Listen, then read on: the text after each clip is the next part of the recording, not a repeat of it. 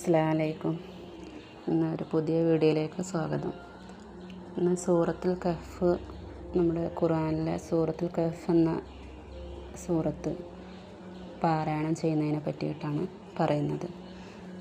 നമ്മൾ എല്ലാ വെള്ളിയാഴ്ചയും അല്ലെങ്കിൽ വെള്ളിയാഴ്ച രാവിലും നമ്മൾ സൂറത്ത് കഹ്ഫ് ഓതുന്നത് പതിവാക്കുക. ഈ സൂറത്തുൽ കഹ്ഫിന് ഒരുപാട് പ്രത്യേകതകളുണ്ട്.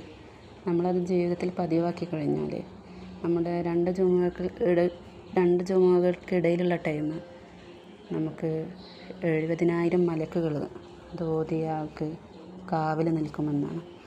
നമുക്ക് എന്ത് അപകടങ്ങളോ എന്തുണ്ടെങ്കിലും അതെല്ലാം മാറ്റിമറിക്കപ്പെടും. സൂറത്തുൽ കഹ്ഫ് നമ്മൾ ഓതിക്കഴിഞ്ഞാൽ ദജ്ജാലിൻ്റെ ഫിത്നയിൽ നിന്ന് നമ്മൾ രക്ഷപ്പെടും.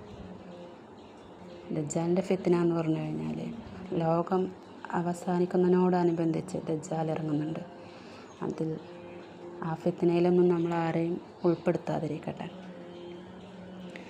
സൂറത്തുൽ ഫത്ഹ് നമ്മൾ വെള്ളിയാഴ്ച രാവിലോ വെള്ളിയാഴ്ച ജുമുഅക്ക് മുമ്പായിട്ടോ നമ്മൾ ഓതുക.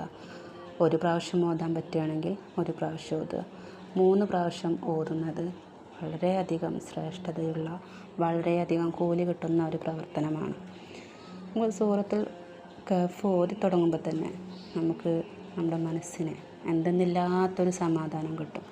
അത് പതിവാക്കി പോയ ഒരാളുടെ കാര്യത്തിൽ ആ സൂറത്തുൽ കഹ്ഫ് നമുക്ക് എന്തെങ്കിലും കാരണവശാൽ ഓതാൻ പറ്റാതെ വരുമ്പോഴുള്ള വിമിഷ്ടം, വേദന, സങ്കടം പറഞ്ഞറിയിക്കാൻ പറ്റാത്ത ഒന്നാണ്. അത് നേരിട്ടിട്ട് എനിക്ക് അനുഭവമുള്ളൊരു വ്യക്തിയാണ് ഞാൻ. നമുക്കത് പതിവാക്കി കഴിഞ്ഞാൽ അത് നമുക്ക് നിർത്താൻ തോന്നില്ല. നിങ്ങളൊരു വെള്ളിയാഴ്ച ജുമുഅക്ക് മുന്നേ ആയിട്ട് ഓതിയാൽ മതി, അല്ലെങ്കിൽ വെള്ളിയാഴ്ച രാവിലെ വ്യാഴാഴ്ച രാത്രി ഓതിയാൽ മതി. കഴിയുന്നതും 3 വട്ടം ഓതാൻ പറ്റുകയാണെങ്കിൽ നല്ലത്. അല്ലെങ്കിൽ ഒരു വട്ടമെങ്കിലും അത് നിങ്ങൾ ദായിമായിട്ട് കൊണ്ടുപോവുക. നിങ്ങളുടെ ജീവിതത്തിലുടനീളം നിങ്ങൾക്ക് ഉപകാരപ്പെടുന്ന ഒരു അമലായി അതിനെ മാറ്റിത്തരട്ടെ.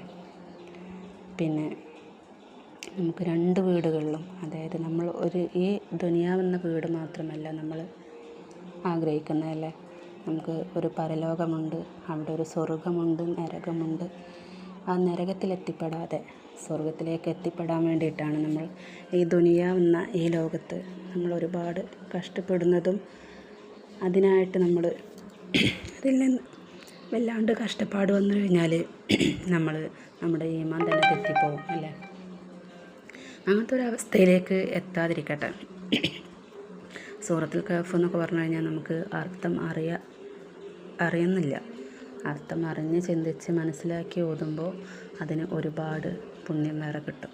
ഇപ്പോൾ നമുക്ക് മലയാളത്തിലൊക്കെ നമുക്ക് എല്ലാത്തിൻ്റെയും തഫ്സീർ കിട്ടുന്നതാണ്. ഞാനടക്കമുള്ള എല്ലാവരോടും പറയാനുള്ളത്, ഏത് സൂറത്തായിക്കോട്ടെ ഖുർആനിലെ എല്ലാ സൂറത്തും ഒന്നൊന്നിന് മെച്ചമുള്ളതാണ്. മക്കിയായ സൂറത്തുമുണ്ട്, മദനിയായിട്ടുള്ള സൂറത്തുകളുമുണ്ട്. 2 സൂറത്തുകളും ഒന്നൊന്നിന് മെച്ചമുള്ളതുപോലെ, ഒന്നൊന്നിനേക്കാൾ ഉപകാരപ്പെടുന്നത് പോലെയുള്ള ഒരുപാട് അനുഗ്രഹങ്ങളിലൂടെ വന്നിട്ടുള്ള സൂറത്തുകളാണ്.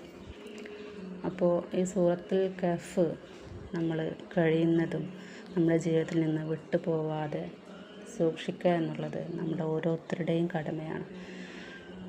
സൂറത്തുൽ കഹ്ഫ് ഇതിൽ ഞാൻ 3 ആയത്ത് കൊടുത്തിട്ടുണ്ട്.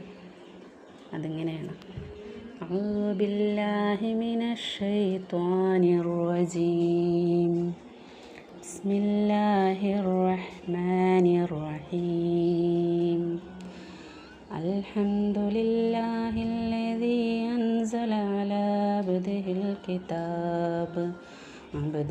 കിതാബ വലം യജ്അൽ ലഹു ഇവജാ ഖയ്യിമൻ ലിയുൻദിറ ബഅസൻ ശദീദൻ മിൻ